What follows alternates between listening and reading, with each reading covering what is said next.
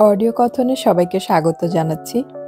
গল্প পাঠে আমি আপনাদের সাথে থাকবো রাজিয়া সুলতানা। আজকে আমি শুরু করতে যাচ্ছি নতুন একটি উপন্যাস। উপন্যাসটির নাম হলো জোড় বিজোড়।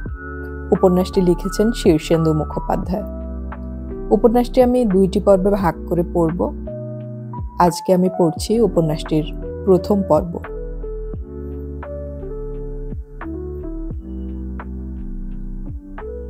পৃথিবীতে জন্মগ্রহণের 23 বছর পর ফাল্গুনের এক মোহময় রাতে সায়ন তার নবপরিণীতা স্ত্রী তিতিরের মুখোমুখি হলো। আজ বাইরে জ্যোৎস্নার প্লাবন বয়ে যাচ্ছে। বৌভাতের দিনভর ব্যস্ততা আর হৈ হৈ এখন স্তিমিত। বাইরের এঁটো কাটার স্তূপে ঘেয় কুকুরদের ঝগড়ার শব্দ পাওয়া যাচ্ছে। কলতলায় বিশাল বিশাল ড্যাগ আর কড়াই মাজার শব্দ উঠছে। আত্মীয় স্বজন যারা রয়ে গেছে তারা বেশিরভাগই বাড়ির যত্রতত্র শুয়ে পড়েছে। 2-4 জন জেগে আছে। নিচু স্বরে কথা কইছে তারা। এছাড়া মোটামুটি রাত্রি শব্দহীনই। একটু পর আরো শব্দহীন হয়ে যাবে। এ ঘরে রজনীগন্ধার তীব্র গন্ধ উঠেছে। গন্ধ ছড়িয়ে পড়ছে তিতিরের গা থেকেও। প্রচুর সুগন্ধ মাখানো হয়েছে তাকেও। 23 বছরের লাজুক সায়ন এই মুহূর্তটিকেই ভয় পাচ্ছিল সবচেয়ে বেশি। একটি অচেনা মেয়ে, আর সে যখন একখানা ঘরে একা এবং মুখোমুখি হবে তখন কি করবে সায়ন? সায়নের বুক কাঁপছে, গলা শুকিয়ে যাচ্ছে এবং মাথাটা খুব ভোঁ ভোঁ করছে। সে গরদের পাঞ্জাবি আর গেঞ্জির নিচে একটু ঘেমেও যাচ্ছে। অদূরে নতুন পালঙ্কের ওপর সোনা আর বেনারসিতে মোড়া তার তথাকথিত বউ, যার মুখখানা পর্যন্ত সে ভালো করে দেখেইনি। পালঙ্কের ছত্রি থেকে শুরু করে পায়ে অবধি ফুলে ফুলে সাজানো। নতুন বিছানা, তাতে মহার্ঘ চাদর, তার উপরেও গোলাপের পাপড়ি ছড়ানো। ষোড়শী তিতির 2 হাঁটু জড়ো করে তার উপর মাথা রেখে লুকিয়ে আছে। নতুন বউদের এইটাই চিরাচরিত ভঙ্গি। ফুলশয্যার এই রাত সায়নের কাছে কত ভয়াবহ তা কেউ বুঝবে না। মেয়েদের দিকে সে তাকায় না কখনো, কথা বলে না, মেশবার তো প্রশ্নই ওঠে না। মা, মাসি, পিসি বা খুড়তুতো জ্যাঠতুতো মামাতো মাসতুতো বোন বা দিদিরা ছাড়া অন্য কোনো মেয়ে বা মহিলার ছায়া মাত্র তার জীবনে নেই। তার উপর সে স্বামী বিবেকানন্দের ভক্ত বলে অনেকদিন ব্রহ্মচর্য রক্ষার চেষ্টা করে এসেছে, আর তার মা বাবার একমাত্র সন্তান বলে তাকে ঘিরে রেখেছে পাহাড়ের মতো। 2 ধারে বিশাল পাহাড়, মাঝখানে ছায়াছন্ন এক উপত্যকায় যেন সে, অর্থাৎ সায়ন। সায়নকে বিয়ের পিঁড়িতে বসানো খুব সহজ কাজ ছিল না। সহজ হয়ওনি।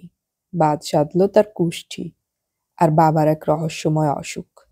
কুষ্ঠিতে কি লেখা আছে কে জানে, কিন্তু বিভিন্ন সময়ে কয়েকজন বড় জ্যোতিষী বিচার করে বলেছেন তার আয়ু কম, দৃষ্টি আছে। তার মা বাবার তাই দিনরাত ভয়ে ভয়ে কাটে। একদিন, মাস 6 আগে, তার বাবা তাকে ডেকে বললেন, শোন, তোর কুষ্ঠিটা ভালো নয়। সায়ন উদাসভাবে বলল, শুনেছি তো অনেকবার। বাবা গলা খাকারি দিয়ে একটু পৌরষ দেখিয়ে বললেন, ওসব আমি তেমন মানি টানি না, তবে বলাও যায় না, এটাও তো একটা সায়েন্স। অত ভাবছেন কেন, কোষ্ঠী তো সবসময় মেলে না। মা বসে পানের বাটা নিয়ে খুটখুট করছিলেন ঘরের কোণে। এবার বলে উঠলেন, মেলে কি মেলে না তা দেখার জন্য বসে থাকবো নাকি? আমি দেখেছি বাপু, ভালোটা না মিললেও খারাপটা ঠিক ফলে যায়। সায়ন মৃদু স্বরে বলল, তাহলেই বা আমাদের কি করার আছে? তাবিজ কবচ, ঝাড়ফুঁক, মাদুলি, ডাক্তার, বদ্যি তো কিছুই কম হলো না। সায়নের কথাটা অতিশয় ঠিক।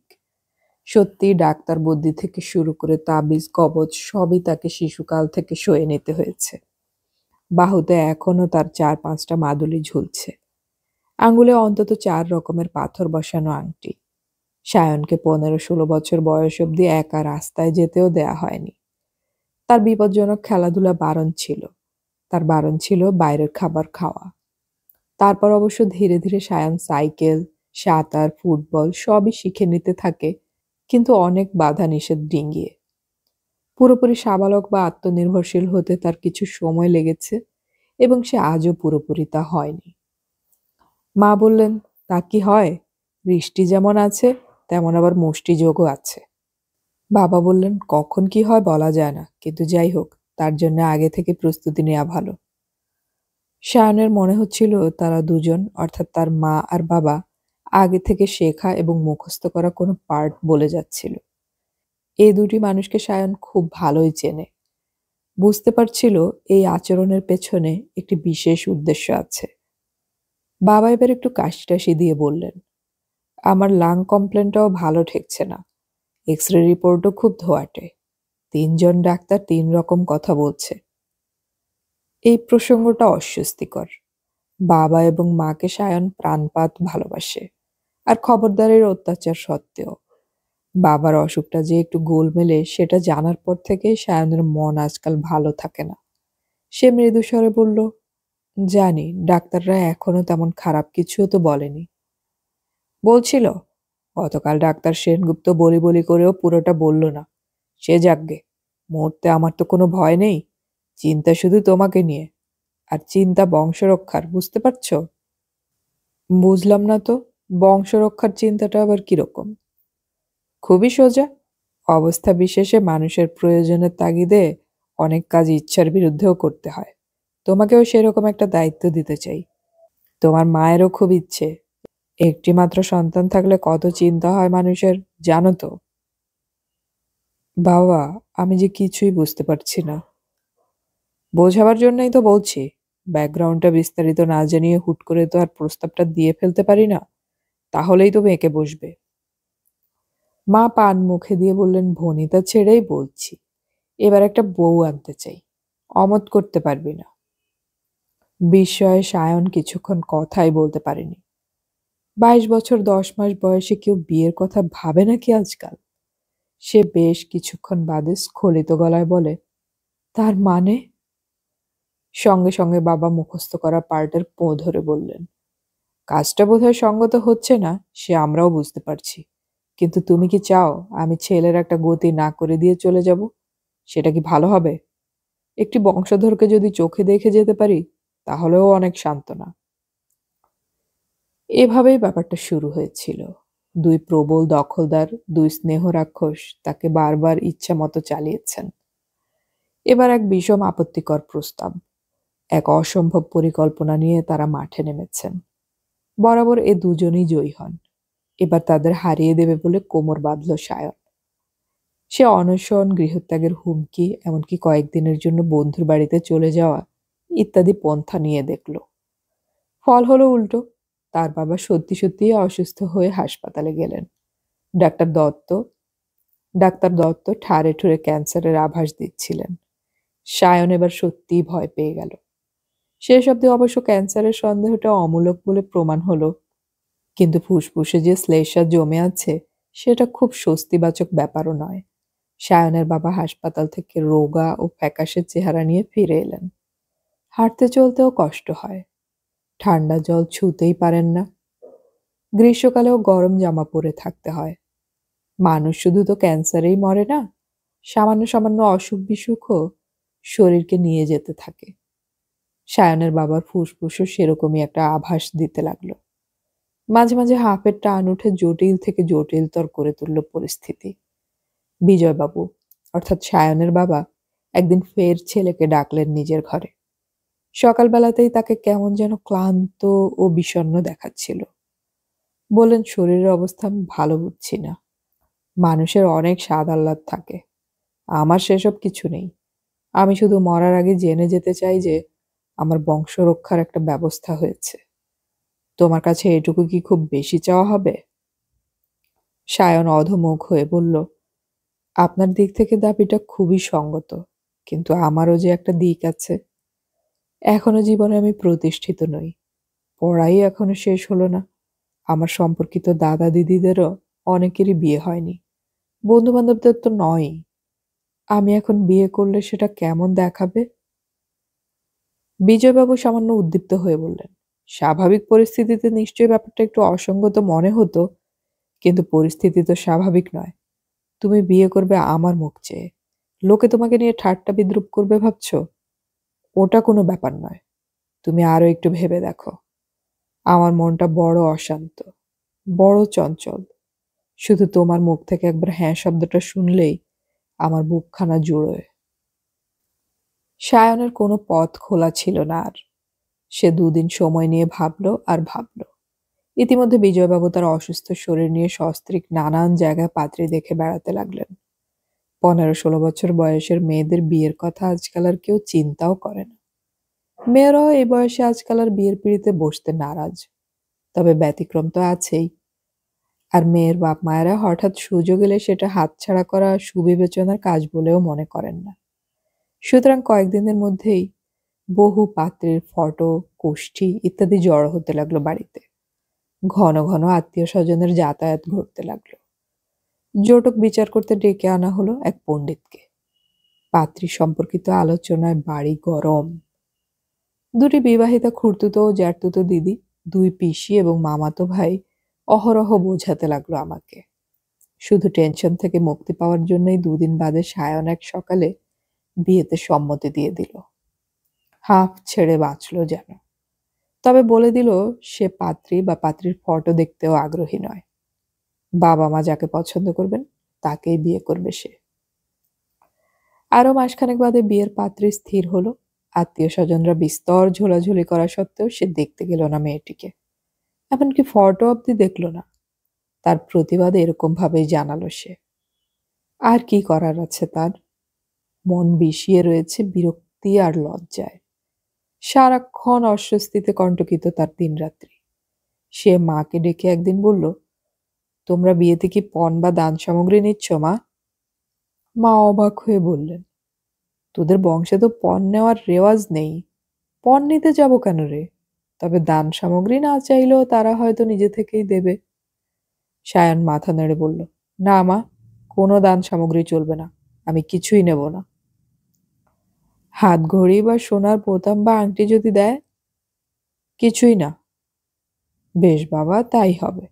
কিন্তু মেয়েকে যদি তারা কিছু দেয় সেটা তো আর আটকাতে পারবো না। সায়ন একটু চড়া গলায় বলে, আজকালকার মেয়েরাও স্বার্থপর মা। তারা নিজেরাও নাকি বাবা মাকে চাপ দিয়ে নানান জিনিস আদায় করে। তোমরা মেয়েটাকে বলে দিও ওরকম কিছু যেন না হয়। মা একটু হেসে বললেন, সেরকম মেয়েই নয়, দেখলেই বুঝবি। তুই কি ভেবেছিস শুধু চেহারা দেখে আনছি?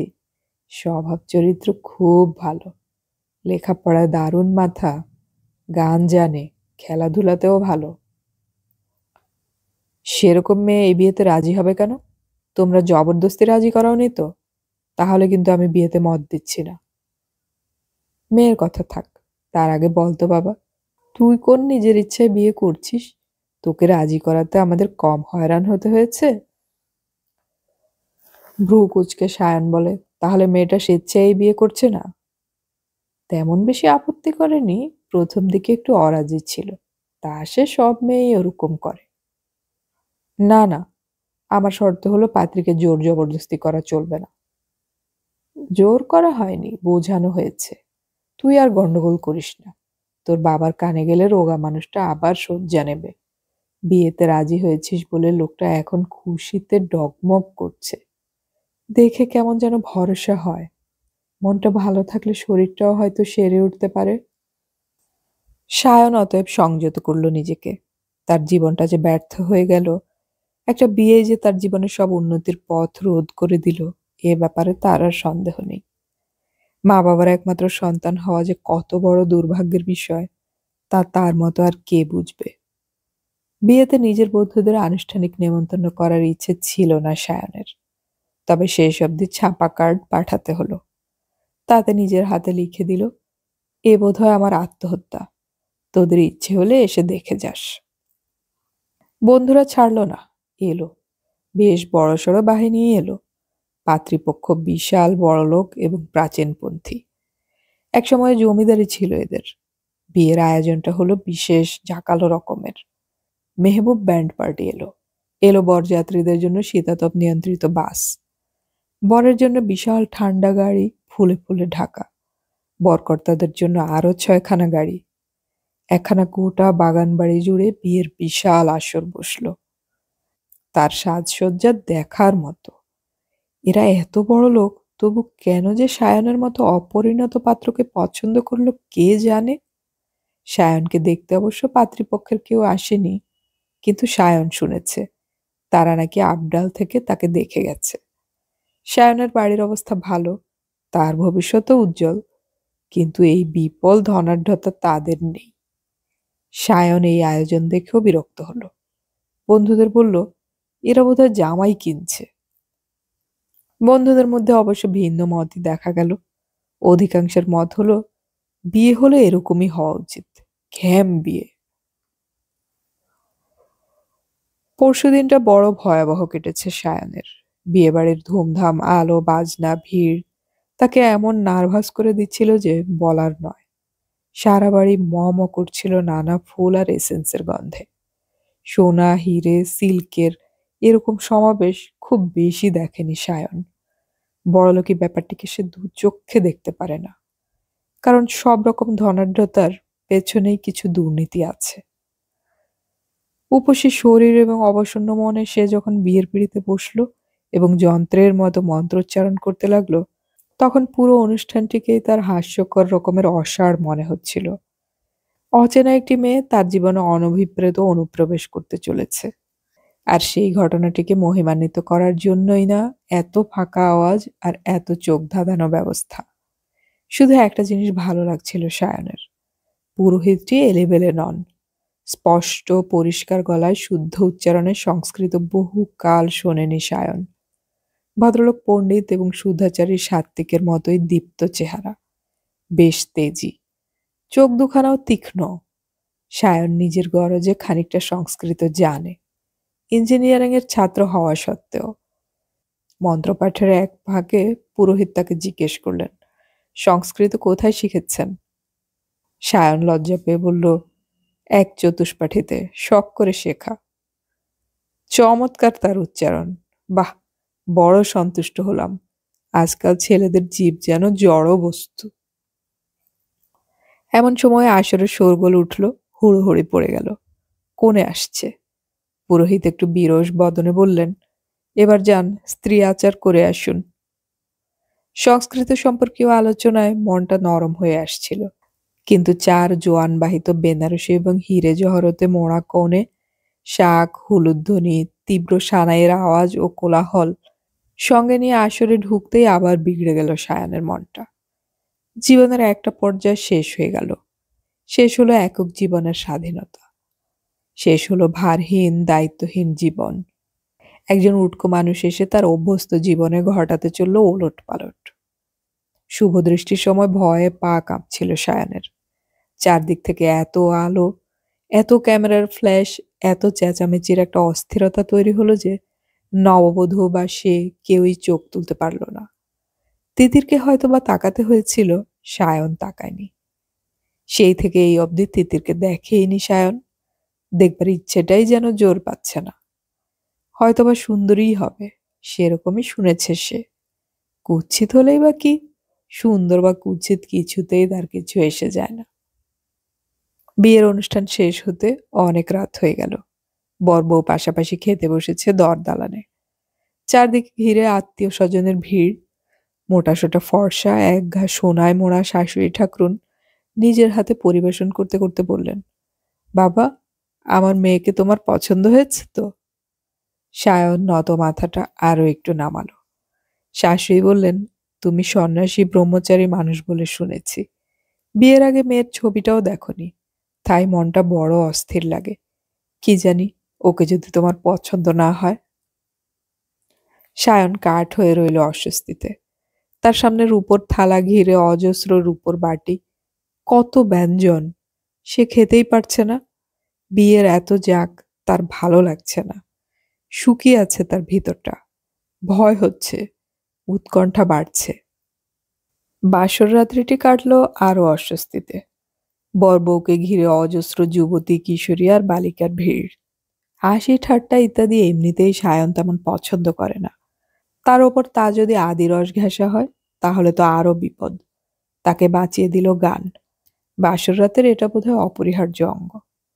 সায়ন গান জানে, মোটামুটি সুকণ্ঠ বলে তার খ্যাতি আছে। কলেজের নানা অনুষ্ঠানে সে অপরিহার্য গায়ক। কথাটাই এ বাড়িতেও চাউর হয়ে গিয়ে থাকবে। গানের জন্য ঝোলাঝুলি শুরু হয়ে গেল। কিন্তু গাইবে কি? তার ভিতরটা এমন কাঠ হয়ে আছে, গলা এত শুষ্ক যে স্বরই বের করা কঠিন। তার উপর মেজাজ নেই, কিন্তু তা বলে মহিলারা ছাড়বে কেন? হারমোনিয়াম এলো, তবলা, ডুগি, তানপুরা অব্দি চলে এলো। এলো তবচি। বরের লজ্জা ভাঙার জন্য কয়েকজন আগে গাইল, তারপর সায়ন। শেষ অব্দি গানে গানেই কেটে গেল বাসর রাত। গানের জন্যই তেমন খারাপ কাটল না। আজ ফুলশয্যার সেই ভয়াবহ রাত।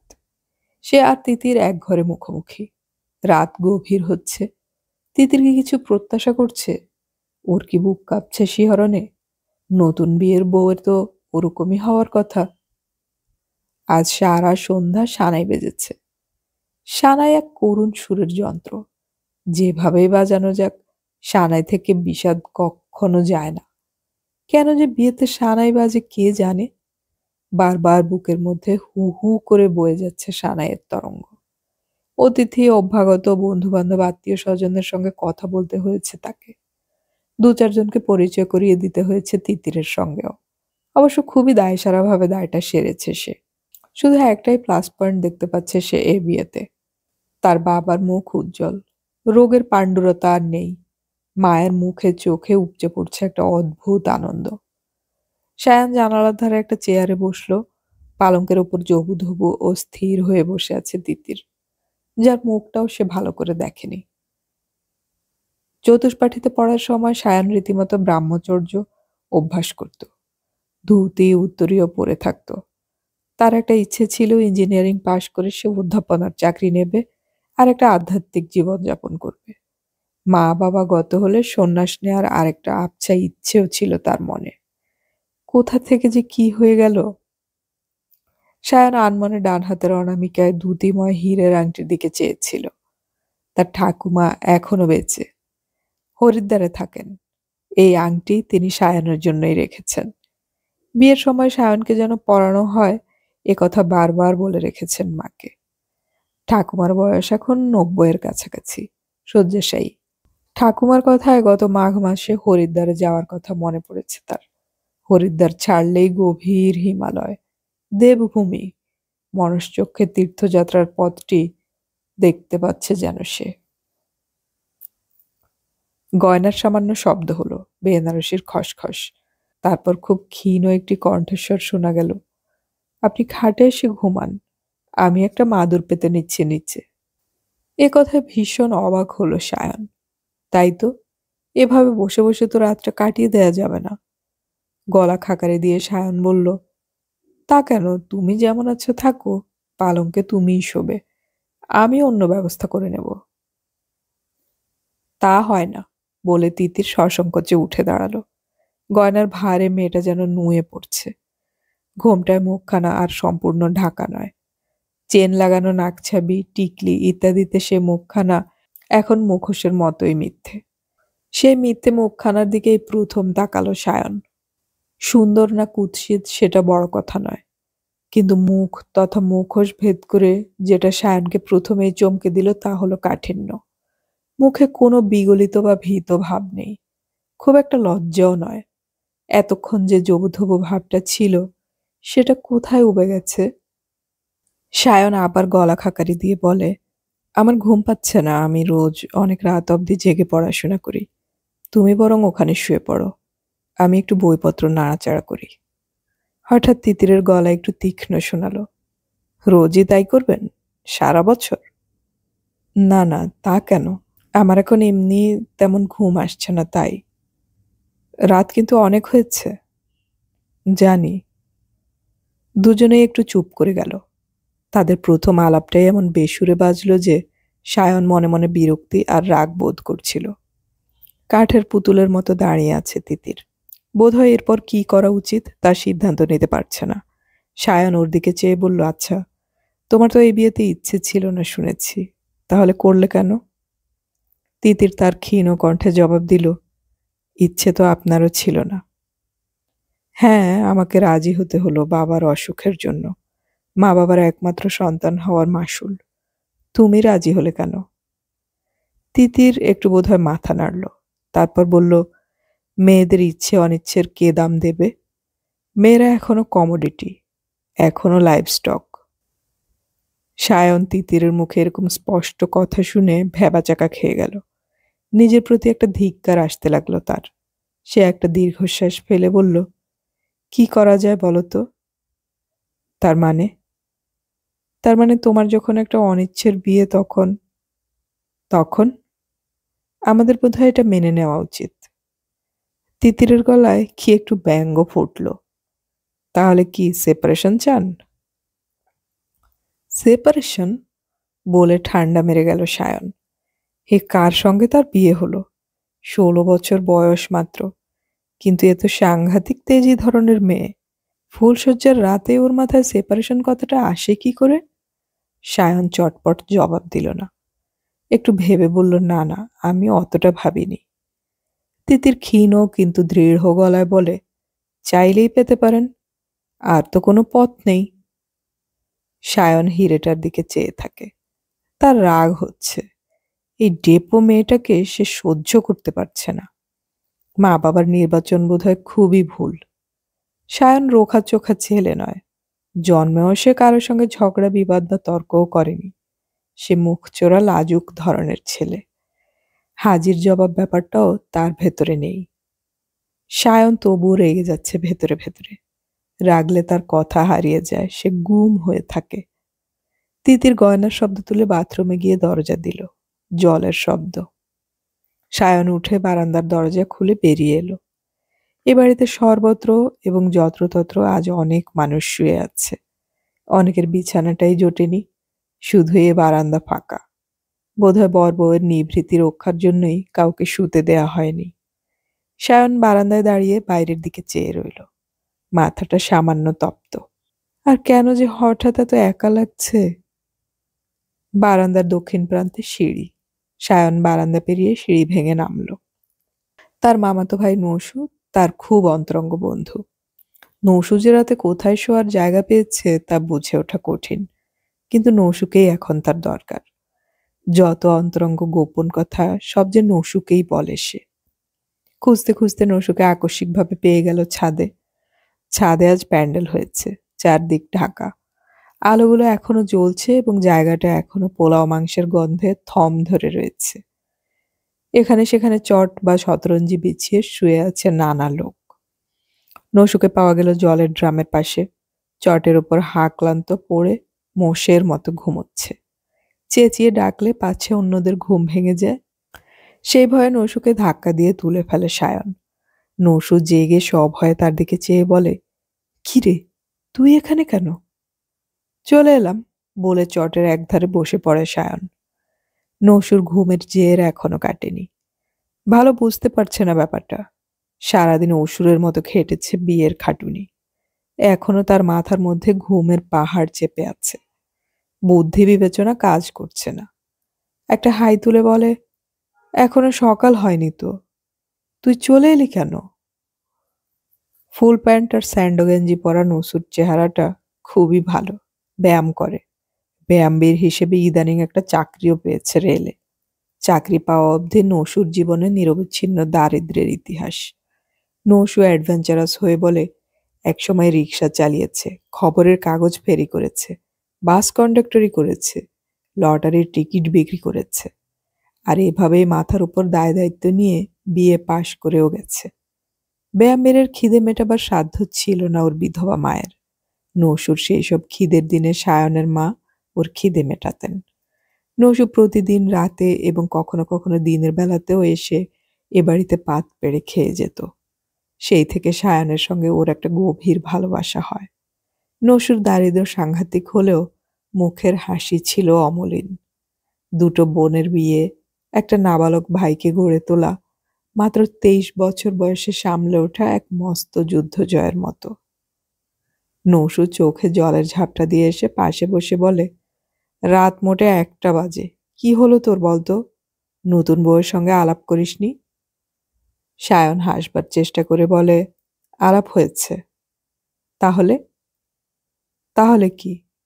চলে এলি যে? বিয়ের রাত মানে তো দারুণ রোমান্টিক ব্যাপার। ধুস। নসু সন্দেহ কুটিল চোখে তাকে একটু জরিপ করে নিয়ে বলে, এখনো সেই পাগলামি চলছে? কিসের পাগলামি? Anti marriage philosophy. বিয়ে ব্যাপারটা কেমন বলতো? একটা সাজানো ব্যাপার নয়? কোথা থেকে একটা গামছা টেনে বের করে নসু মুখের জল এবং ঘাড়ের ঘাম মুছে বলে, দুনিয়াটাই সাজের খেলা। সিভিলাইজেশন মানেই তো আদিম ব্যাপারকে পোশাক দিয়ে ঢেকে রংচং দিয়ে রাখা। ওটা কোনো প্রবলেম নয়। বলতো ব্যাপারটা কি? মেয়েটাকে আমার ভালো লাগছে না। সে কি? বলে অবাক হয়ে কিছুক্ষণ চেয়ে থাকে নসু। বলে, ভালো না লাগার মতো মেয়ে তো নয়। তাহলে কেমন মেয়ে? সোবার, ডিপ ফিলিং আছে। তোর সঙ্গে আলাপ হয়েছে? হবে না কেন? তুই তো পিসিমশাইয়ের সঙ্গে আমাকে ভিড়িয়ে দিয়েছিলি। পাত্রী দেখা তো বাইরের ব্যাপার, তা থেকে কি কিছু বোঝা যায়? তুই কি বুঝলি সেটা বলতো। সায়ন খানিকক্ষণ সময় নিয়ে বলে, বোঝবার মতো অবস্থা এখনো হয়নি। জাস্ট প্রথম আলাপেই মনে হচ্ছে মেয়েটা বড় রোখা চোখা, আপস্টার্ট, ঠোঁট কাটা। সে কি? বলে চোখ বড় করে বিস্ময় প্রকাশ করে নসু। ঘাড় নেড়ে বলে, এরকম তো হবার কথা নয়। আমাকে মেয়েটা পছন্দও করছে না। কি করে বুঝলি? এই তো সবে আলাপ হলো তোদের, এত তাড়াতাড়ি কি হলো বলতো? দু চারটে কথা, তাতেই বেশ ইনসাল্ট ফিল করছি। নসু মাথা নেড়ে অসহায় ভাব প্রকাশ করে বলে, আমি তো একা নই। পিসেমশাই, পিসিমা, তোর জ্যাঠামশাই আর কাকা সবাই দেখেছে। কেউ তো মেয়েটাকে খারাপ বলেনি। আমিও তো ভালো খারাপ কিছু বলছি না। তাহলে কি বলছিস? বিয়েটাই ভুল, রং ম্যারেজ। বড্ড কম বয়সে বড় বেশি বুঝে ফেলেছিস। ঠিক আছে, চল, আমি তিতিরের সঙ্গে কথা বলবো। সেটা খুব নাটুকে হয়ে যাবে। মেয়েটা ভাববে আমি এঁটে উঠতে না পেরে হেল্পার ডেকে এনেছি। উঠবার উপক্রম করেও ফের বসে পড়ে নসু। বলে, তাও বটে। আজ ফুলশয্যার রাতে মিডলম্যান বা কাউন্সিলর হাজির হলে তো তোর পক্ষে ডিসক্রেডিট। ওর পক্ষেও আমার ইকুয়াল পার্টনার। হ্যাঁ, তাও বটে। তাহলে কি করা যায়? আপাতত কিছু করার নেই। আমি তোর সঙ্গে বসে গল্প করতে করতে রাতটা কাটাতে চাই। নসু সবিস্ময়ে বলে, আর তিতির একা একা থাকবে? আমি ও ঘরে থাকলে বোধহয় আমাদের মধ্যে ঝগড়া বেঁধে যাবে। আমি ওর মধ্যে নেই। ঝগড়া আমি করতেই জানি না। নসু তার দিকে চেয়ে বলে, ঝগড়া করিস না বটে, কিন্তু তুই মাঝে মাঝে খুব রেগে যাস। আর যত রেগে যাস তত চুপ মেরে যেতে থাকিস। সায়ন একটু হাসল। নসু ডাইনে বায়ে মাথা নেড়ে বলে, এটা কিন্তু ভালো নয়। রাগ হলে বরং আউটবাস্ট একরকম ভালো। যারা চুপ মেরে যায় তাদের নিয়েই বিপদ। আমি চেঁচামেচি করতে পারি না, ওটা আমার ড্রব্যাক। তোর সাইকিয়াট্রিস্ট কাকা কি বলছে জানিস? বলেছে সায়নটা বড্ড চুপচাপ থাকে। শান্ত মানুষের রাগ সাংঘাতিক। ওরা খুন অবধি করে ফেলতে পারে। সায়ন এবারও হাসল, তবে হাসিটা বিবর্ণ। রাগ করার মতো তিতির তোকে কি বলেছে রে? সায়ন একটা শ্বাস ফেলে বলে, যা বলেছে তা মাইন্ড না করলেও চলে। আমি এক বিছানায় শুতে চাইনি বলে বলছিল সারা জীবন কি এভাবেই বসে কাটাবেন? দোষ তো তোর। শুতে চাসনি কেন? ও চায়নি, আমরা পরস্পরকে রিজেক্ট করে দিয়েছি। খুব বীরত্বের কিছু দেখাতে গিয়েছিলি নাকি ওকে? তুই একটা গাধা। বীরত্ব দেখানোর কি আছে? তবে লাগলোটা কি নিয়ে? লাগেনি। কথার পিঠে কথা। মেয়েটা বেশ চ্যাটাং চ্যাটাং কথা বলতে পারে। ফস করে বলে বসলো, সেপারেশন চাইছি কিনা। সেপারেশন? হ্যাঁ, সেপারেশন। আর সেইটাই তোর সেন্টুতে লাগলো বোধহয়। সেপারেশনের কথাটা উচ্চারণ করা মানেই তো বেয়াদবি। দেখ, আমি তোকে খুব ভালো চিনি। তুই একটু গেঁড়ে গোয়ার আছিস। নিশ্চয়ই তুই মেয়েটাকে খুঁচিয়েছিলি, নইলে ওরকম বলার মেয়েই নয়। তুই আন্দাজে মান্দাজে ওকে সাপোর্ট করে যাচ্ছিস কেন? তুই ওর কতটুকু জানিস? ওকে জানি না, তোকে জানি। তোর স্বভাব হলো জল ঘোলা করে খাওয়া। বিয়ে নিয়েই কম নাকাল করেছিস পিসেমশাইকে। নাকাল করলাম আবার কবে? লোকটা তোর জন্য দুবার শক্ত অসুখে পড়ে গিয়েছিল। এখন যা করছিস তা শুনলে পিসেমশাইয়ের স্ট্রোক হয়ে যাবে। সায়ন গম্ভীর হয়ে বলল, ইনিশিয়েটিভটা আমার ছিল না। নসু মুখে যাই বলুক, সে সায়নকে আদ্যন্ত ভালোবাসে। তাদের সম্পর্কটা আত্মীয়তা বা বন্ধুত্বের চেয়েও বুঝি কিছু গভীর। নসু কিছুক্ষণ গুম হয়ে থেকে বলে, দাঁড়া, একটু চা খাওয়া যাক। এত রাতে চা? তুই তো চা খাস না। চা আমি খাই না বটে, কিন্তু এখন খেতে ইচ্ছে করছে। নিচের দরদালানে একটা বন্দোবস্ত আছে দেখেছি। নসু চলে গেল এবং মিনিট 10 চুপচাপ শূন্য মনে বসে রইল সায়ন। বড় ভুল হয়ে গেল, মস্ত ভুল। সারা জীবন এই ভুলের মাসুল তাকে দিতে হবে, তার পুরো পরিবারকে দিতে হবে। নসু 2 কাপ চা হাতে উঠে এসে বলল, তোর বউ দোতলার বারান্দায় একা দাঁড়িয়ে আছে। থাকগে, আমি উকি মেরে দেখেই চলে এসেছি, দেখতে পাইনি। আমি বলি কি, চা খেয়ে আরেকবার যা। আমাদের অ্যাসেসমেন্ট অনেক ভুল থাকে, এখনো হোল নাইট পড়ে আছে। কথা বলে দেখ না। এমনও তো হতে পারে কথা বললে তোর হয়তো ভালো লেগে যেতে পারে মেয়েটিকে। আমি অত সহজে নরম হওয়ার মানুষ নই। ও প্রথম থেকেই ঠেস দিয়ে কথা বলছে কেন? এমনিতেই এই বিয়ে নিয়ে আমার আপত্তি ছিল, তার উপর মেয়েটাও যেন কেমন। ঠিক আছে, মাথা ঠান্ডা করে আগে চা খা। চা খেতে সায়নের বেশ ভালো লাগছিল। খাতায় কলমে বসন্তকাল হলেও এখন গরম পড়তে শুরু করেছে। কিন্তু এই মধ্যরাত্রিটি শান্ত ও শীতল। একটাই রাত, কারোর আনন্দে কাটছে, কারোর দুঃখ বা শোকে বা রাগে, যার যেমন ভাগ্য বা কর্ম। আমি একটা কথা ভাবছি, চায়ের কাপটা রেখে নসু বলল। সায়ন উৎসাহ দেখালো না। চা শেষ করে কাপটা সরিয়ে রেখে বলে, একটু শুতে দে, ঘুম পাচ্ছে। ওরে, ওরকম করিস না। ঠিক আছে, আরেকবার ট্রাই কর, মাত্র একবার। তারপর যা বলবি মেনে নেব। খুব খারাপ দেখাবে রে, চারদিকে কথা উঠবে। মেলামেশা না করিস, কথা না বলিস, অন্তত ঘরে যা। চেয়ারে বসেই না হয় রাতটা কাটিয়ে দিবি। পিসে মশাই পিসিমার মুখ চেয়ে অন্তত তাদের মান মর্যাদার কথা ভেবে এটুকু করতে পারবি না? এখন পারবো না, মাথাটা গরম হয়ে আছে। তোর তো মাথা গরমেরই ধাত। পয়সাওয়ালা ঘরের একমাত্র সন্তান তো, তাই তুই যেন একটা উগ্র মেজাজের ছেলে হয়েছিস। হতি যদি আমার মতো, তাহলে বুঝতি কত কিছু সামলে চলতে হয়। যাদের মাথা হুট করে গরম হয়ে ওঠে, দুনিয়াটা তাদের কাছেই বেশি গোলমেলে। মাথা ঠান্ডা রেখে দেখ, সব ঠিক আছে। খুব বানিয়ে দিচ্ছিস আজ। বানির মতো শোনাচ্ছে নাকি? তুই একটা গাড়ল। সায়ন মাথার নিচে হাত রেখে চটের উপর চিত হয়ে শুয়ে বলে, ঘটনাটার জন্য মা বাবা তোরা সবাই দেয়। আমার জীবনটাই বরবাদ হয়ে গেল।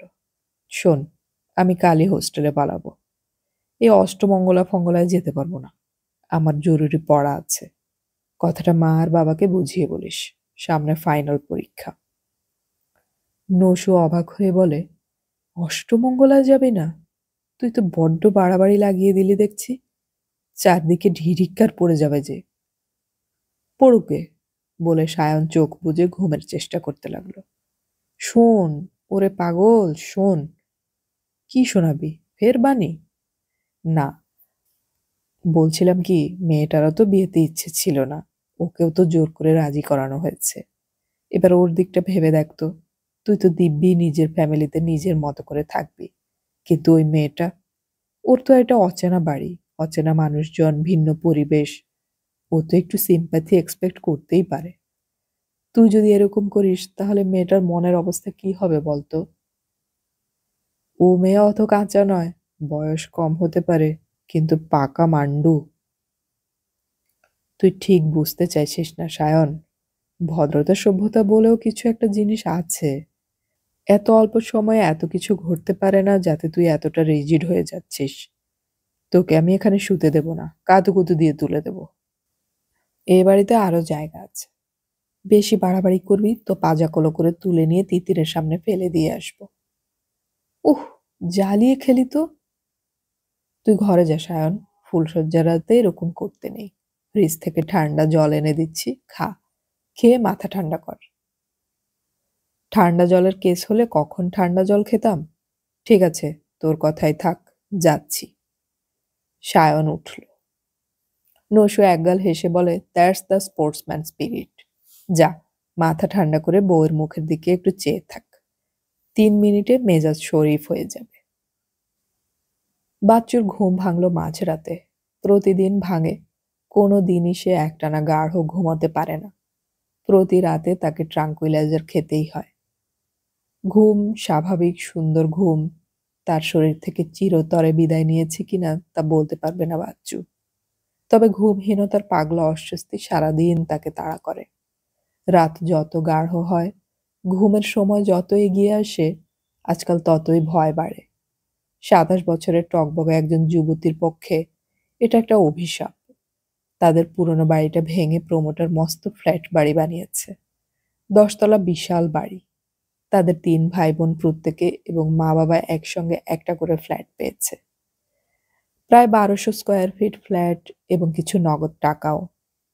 নিজের পরিবারের সঙ্গে বিচ্ছিন্ন থাকবে বলেই বাচ্চু ফ্ল্যাট নিল ১০ তলায়, সবার উপরে। ভাই আর দিদিদের ফ্ল্যাট ৩ তলায়, মা বাবার দোতলায়। বাস্তবিক তার যোগাযোগও নেই ওদের সঙ্গে। দিনের পর দিন দেখাও হয় না।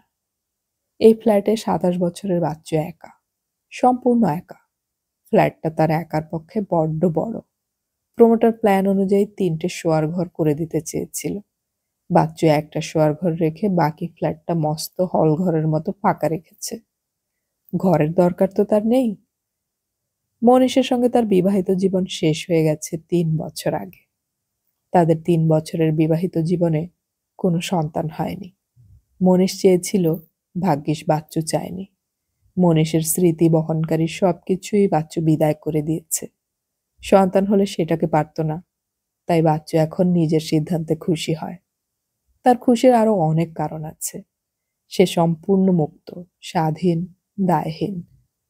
নিত্য তাকে কোনো মানুষের সঙ্গে বোঝাপড়া করতে হয় না। শুধু বাবা আর মা, তাদের সঙ্গে একটু লেগে যায় বাচ্চুর। তাই ১০ তলায় উঠে সে হাঁপ ছেড়ে বেঁচেছে। সে লিফটে উঠে আসে, লিফটে নেমে যায়। মা বাবার মুখোমুখিও হয় না। বাচ্চু চাকরি করে একটা স্কুলে, সহকারী প্রধান শিক্ষিকা। মাইনে যা পায় তাতে তার দেদার হয়ে যায়। সে পোশাকে আশাকে শৌখিন নয়, রূপটান ব্যবহার করে না, বাজে খরচের ঝোঁক নেই। সে পড়াতে ভালোবাসে। তার চেয়েও বেশি ভালোবাসে মেয়েদের মধ্যে স্বাধীন চিরবৃত্তির বীজ বপন করে দিতে। মেয়েরা সে আবহমান কাল থেকে যে জোয়াল বয়ে আসছে, সেই জোয়ালটিকে অস্বীকার করার সময় এসে গেছে অনেক দিন। তার নিজের জীবনটাই তার দৃষ্টান্ত। ক্লাস 10-এর একটি ফ্রক পরা মেয়ের বিয়ে হয়ে গেল ২ দিন মাত্র আগে। বাচ্চুর খুব প্রিয় ছাত্রী ছিল মেয়েটি। পড়াশোনায় ভালো বলে নয়, মেয়েটি ছিল তার প্রিয় পাত্রী। একেবারে ছোট ক্লাস থেকে পড়ছে তার কাছে। কিছুদিন মেয়েটিকে প্রাইভেট পড়াচ্ছিল বাচ্চু। সেই স্বাধীনচেতা ফুটফুটে সুন্দর মেয়েটিকে কেন যে বিয়ের লাগামে বেঁধে সংসারের ছ্যাঁকড়া গাড়িতে জুড়ে দেওয়া হলো, তা আজ বাচ্চুর কাছে এক জ্বলন্ত প্রশ্ন। সে দ্বিধাহীনভাবে মেয়েটির বাবাকে বলেছিল, আপনার জেল হতে পারে তা আপনি জানেন? মেয়েটির বাবা একটু থতমত খেয়েছিল ঠিকই, কিন্তু জড়তাহীন গলায় বলেছিল, তা খাটবো না হয় জেল, তবে আমার যা ইচ্ছে হয় তাই বরাবর করেছি। লোকটি ভয়ঙ্কর বড়লোক। পুরোনো আমলের পড়তি জমিদারির পতন সামলে ব্যবসা করে এখন উঠতি বড়লোক। টাকার জোর আছে, পেয়াদার জোরও আছে, কিন্তু বাচ্চু ভয় খায়নি। বলেছিল, আপনি যদি তিতিরের সর্বনাশ করতে চান তাহলে আমিও আপনাকে ছেড়ে দেব না। তিতির মাইনর বলেই যে আপনি যা খুশি করতে পারেন তা ভাববেন না যেন। মেয়ে বা বউ আপনার কৃতদাসী বা গৃহপালিত জন্তু নয় যে তাদের ইচ্ছে মতো চালাবেন আপনি। এ কথায় ভদ্রলোকের ফর্সা মুখ এত লাল হয়ে গেল যে স্ট্রোক বা হার্ট অ্যাটাক হবে কিনা বুঝতে পারছিল না বাচ্চু। ভদ্রলোক অবশ্য সামলে উঠে বললেন, মেয়েদের যথার্থ বিয়ের বয়স কোনটা তা নির্ধারণ করবে কে? আমি আইন জানি, কিন্তু মানি না। আর যে মেয়ে আমার স্নেহে ভালোবাসায় বড় হয়েছে, যাকে আমরা বুকে করে বড় করেছি, তার কল্যাণ আমরা চাইব না আপনি চাইবেন, হে বড় অদ্ভুত কথা। আপনারা অন্ধ বলে বুঝতে পারছেন না। চক্ষুষ্মান হলে বুঝতে পারতেন যে কল্যাণ নয়, আপনি তিতিরের সর্বনাশী করছেন। ও ভালো ছাত্রী, স্পোর্টসে ভালো, ওর সামনে উজ্জ্বল ভবিষ্যৎ পড়ে আছে। শ্বশুরবাড়ি ওকে নষ্ট করবে, আটক করে রাখবে, বড় হতে দেবে না। শ্বশুরবাড়ির অনেক দোষ না? অনেক দোষ। যে কোনো মেয়ের কাছে শ্বশুরবাড়ি হচ্ছে কবর। সকলের অভিজ্ঞতাই কি এক? আপনি আপনার স্ত্রীকে জিজ্ঞেস করলেই বুঝতে পারবেন। অনেক টাকা, অনেক ক্ষমতা, অনেক ভোগ-সুখ দিলেই কি মেয়েদের সব শখ পূরণ হয়ে যায়? তাদের স্বাধীনতার দাম কিন্তু অত কম নয়। ভদ্রলোক ডাইনে বাঁয়ে মাথা নেড়ে বললেন, আমার স্ত্রী কি কখনো আপনার কাছে এরকম কোনো কথা বলেছেন? না, বলার দরকার হয় না। আমিও মেয়ে, মেয়ে বলেই আরেকজন মহিলার দুঃখ বুঝতে পারি। উনি ২০ বছরের ওপর আমার ঘর করছেন। কখনো ওকে আনহ্যাপি মনে হয়নি। তবে আমি পুরুষ। আমার বুঝবার ভুল হতেই পারে। কিন্তু মাফ করবেন। আপনার সামনে অর্থাৎ তৃতীয় পক্ষের সামনে আমরা এই ব্যাপারে বোঝাপড়া করতে চাই না। বাচ্চু হিতাহিত বিস্মৃত হয়ে বলে, আমি ওকেও বোঝাবো মেয়ের বিয়ে দিয়ে উনি কত বড় ভুল করছেন। বেশ তো, এবারের অন্দরমহল তো আপনার অপরিচিত নয়। আপনি স্বচ্ছন্দে ওর কাছে যেতে পারেন। তাই গিয়েছিল বাচ্চু। মেয়ের মা তার স্বামীর মতো নন। বাচ্চুর কথা শুনে কেঁদে কেটে বলেন, আমিও তো ওই বয়সে মেয়ে বিদায় করতে চাইনি, কিন্তু পাত্র যে বড় ভালো। এরকম যদি আর পাওয়া না যায়? এরকম পাত্র আর পাওয়া যাবে না এরকম ভাবছেন কেন? হয়তো এর চেয়ে ভালোই পাওয়া যাবে। ছেলেটি তো শুনেছি এখনো ছাত্র। হ্যাঁ, ইঞ্জিনিয়ারিং এর শেষ বছর। তাহলে এমন কি ভালো পাত্র? ভদ্রমহিলা খুব অসহায়ভাবে বললেন, আমি মেয়ে মানুষ, বাইরের জগতের কতটুকু খবর রাখি বলুন। তবে শুনেছি পাত্র সচ্চরিত্র, মেধাবী ছাত্র। কিন্তু বিয়ে তো সেজন্য হচ্ছে না। ছেলের বাবার খুব অসুখ, বাঁচেন কি মরেন ঠিক নেই। সেই জন্যই তাড়াহুড়ো করে বিয়ে। বাচ্চু ভিতরে ভিতরে রেগে গেলেও তা গলায় উঠে আসতে দিল না। রেগে লাভ নেই। এদের বোঝাতে হবে, সচেতন করে দিতে হবে। বোধহয় কয়েক হাজার বছর ধরে এইসব মেয়ে মানুষেরা পুরুষের মতে মত দিয়ে আসছে। কাল প্রাচীন নিরেট এই প্রথা ভাঙা সহজ কাজ নয়। ধৈর্য চাই, স্থৈর্য চাই। মাথা ঠান্ডা রেখে যুক্তি ও বিবেচনা এদের ভিতর জাগিয়ে তোলা চাই। এমনকি ভদ্রমহিলার কথায় সে একটু মিষ্টি করে হাসল। বলল, একজন লোকের অসুখ বলে তার ছেলের সঙ্গে আপনি আপনার নাবালিকা মেয়ের বিয়ে দিয়ে দেবেন, এটা কোনো স্বাভাবিক যুক্তি হলো? ছেলেটা ভবিষ্যতে কি হবে, কেমন হবে, কিছুই না বুঝে ঝুঁকিটা নেবেন? ঘর তো করবে আপনার মেয়ে, সব ঝক্কি পোহাতে হবে তাকে। অথচ তার কোনো চয়েস বা বাছাবাছি থাকতে নেই। তাছাড়া এটা ভীষণ রকম বেআইনি কাজ। আপনাদের জেলও হয়ে যেতে পারে কিন্তু। মহিলা ভয় পেলেন। উৎকণ্ঠিত মুখে বললেন, জেল হবে? আইন সেরকমই। আপনি আপনাদের উকিলকেও জিজ্ঞেস করতে পারেন। কিন্তু মেয়ের বাবা তো সব জেনে বুঝেই করছেন। উনিও তো ওকালতি পাস। বাচ্চু দাঁতে দাঁত চেপে বলল, উনি আইন ভালোই জানেন, কিন্তু এ সমাজে আইন তাদের কিছুই করতে পারে না যাদের পয়সা আর প্রতিপত্তি আছে। তবে আমার একটা অর্গানাইজেশন আছে, তাতে মিনিস্টাররা ইনভলভড। আমার অর্গানাইজেশন যদি মুভ করে তবে অ্যাকশন হবেই, কিন্তু ততদূর আমরা যেতে চাই না। তাই আপনার কাছে এসেছি। আপনার মেয়ে এ বিয়েতে রাজি নয়। তিতিরের মা অপরাজিতা অজস্র চোখের জল ফেলছিলেন। এবার বললেন, সব জানি। আপনাকে তিতির খুব মানে, শ্রদ্ধা করে। কিন্তু আপনার কাছে আমার অনুরোধ, বিয়েটা এখন আর বাধা দেবেন না। তাহলে আমাদের খুব অসম্মান হবে, মুখ রক্ষা হবে না। তিতিরেরও তাতে ক্ষতি। একবার বিয়ে ভাঙলে ওর বিয়ে দেওয়া মুশকিল হয়ে যাবে। বাচ্চু ধৈর্য ধরে বলল, ওর বিয়ের জন্য ভাবছেন কেন? বিয়ে হলে হবে, না হলে না হবে। মেয়েদের নিয়ে যেভাবে বিকিকিনি হয় সেটা বন্ধ হওয়া দরকার। তিতিরের হয়ে আমি লড়তে চাই। শুনুন, আমাদের হয়তো একটা ভুলই হচ্ছে, কিন্তু আমার বিয়েও তো খুব কম বয়সে হয়েছিল। তখন আমারও তিতিরেরই বয়স। সব মানিয়ে তো গেছে, কিছুই তো তেমন খারাপ হয়নি। আপনি তিতিরকে আশীর্বাদ করুন, ওরও যাতে ভালোই হয়। আপনারা এই বিয়ে দেবেনই তাহলে? এখন আর পেছানোর পথ নেই যে। বাচ্চু সেদিনই থানায় গেল। অফিসার ইনচার্জ বাচ্চুর লিখিত অভিযোগটি ভালো করে পড়লেন।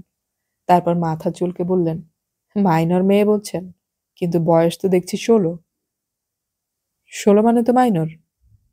ওসি একটু সপ্রতিভ হাসি এসে বললেন, খুব মাইনর কি একে বলে? আইন তাই বলছে। শুনুন, 16 বছর কিন্তু একেবারে ফেলনা বয়স নয়। কদিন আগে একটা ম্যাগাজিন দেখছিলাম। আমেরিকার 14, 15, 16 বছর বয়সের অনেক মেয়ে ছেলে মেয়ের মা হয়েছে বা হচ্ছে। আমেরিকা তো খুব ব্যক্তি স্বাধীনতার দেশ। ওখানে এসব ব্যাপার নিয়ে কড়াকড়ি নেই কেন বলুন তো? আমেরিকার কথা বলতে পারবো না, তবে এ দেশের আইনে যখন আটকায় তখন আপনাদের স্টেপ নিতেই হবে।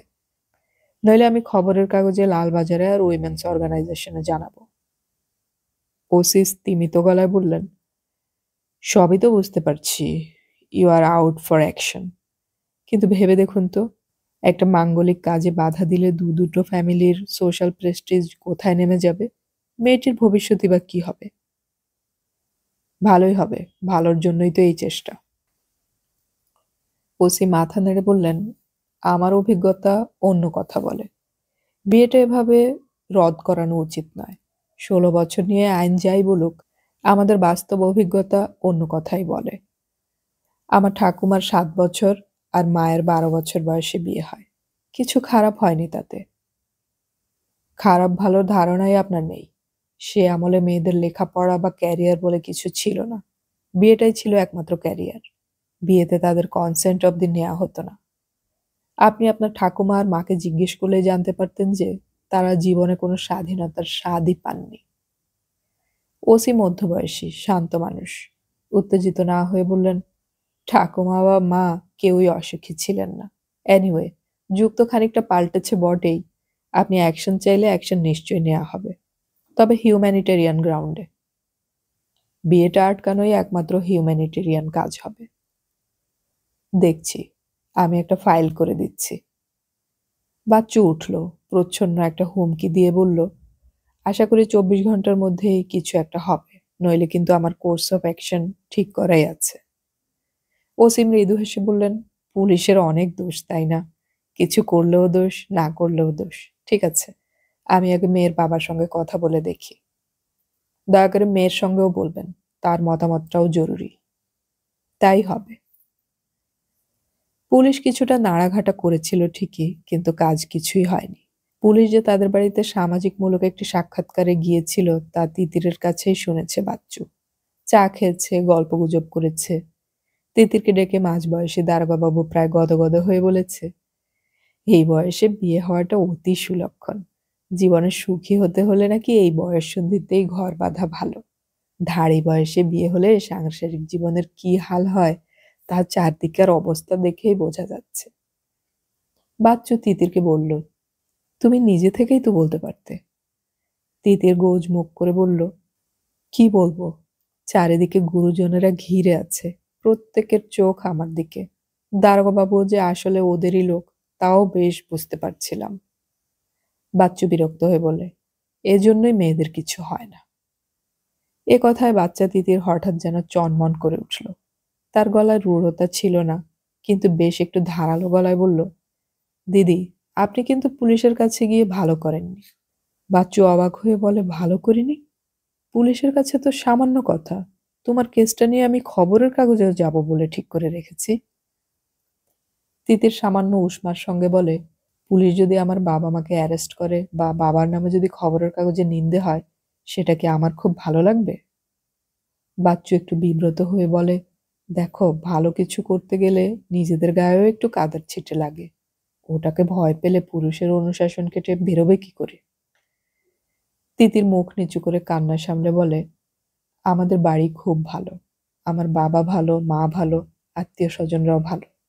আমি তাদের ভীষণ ভালোবাসি। আপনি দয়া করে এমন কিছু করবেন না যাতে তারা দুঃখ পায়। বাচ্চু হতাশা মাখা মুখে বলে, আমি তো তোমারই ভালো করতে চেয়েছিলাম তিতির।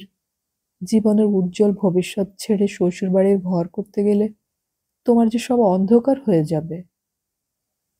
সেটা আমি সহ্য করে নিতে পারবো।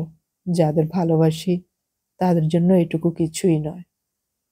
এটুকু?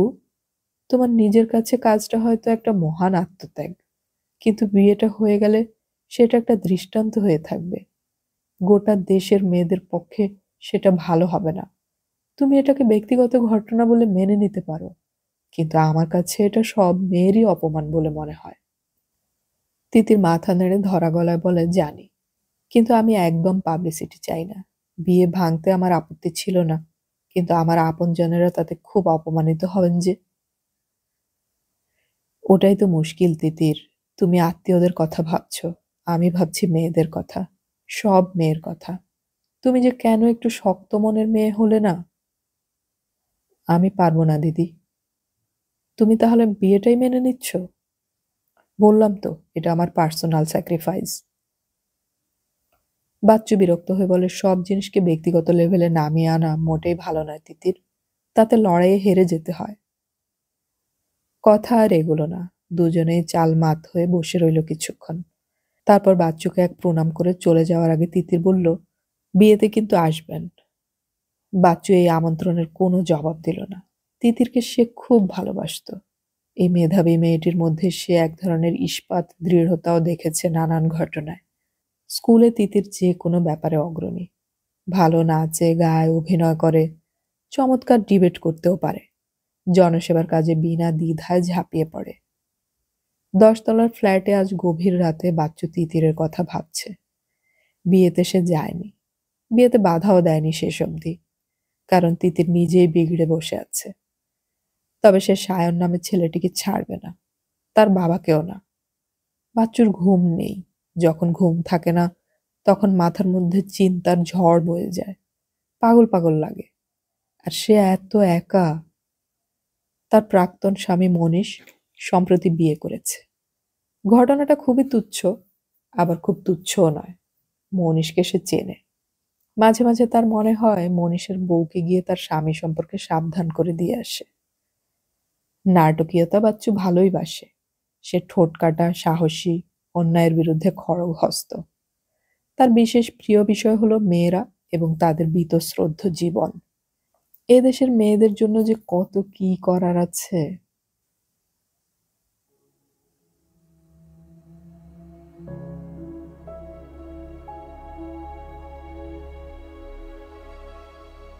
এতক্ষণ আমি পড়ে শোনালাম শীর্ষেন্দু মুখোপাধ্যায়ের লেখা উপন্যাস জোর বিজোড় এর প্রথম পর্ব। উপন্যাসটির শেষ পর্ব আমরা খুব শীঘ্রই আপলোড করার চেষ্টা করব, শোনার আমন্ত্রণ রইল। অডিও কথানে আমাদের গল্প পাঠ ভালো লাগলে চ্যানেলটি সাবস্ক্রাইব করে রাখুন এবং বন্ধুদেরকে শেয়ার করুন। আমাদের গল্প পাঠ আপনাদের কেমন লাগছে তা কমেন্টে অবশ্যই জানাবেন। গল্প পড়ি, গল্প শুনি, বাংলা গল্প ছড়িয়ে পড়ুক সবখানে।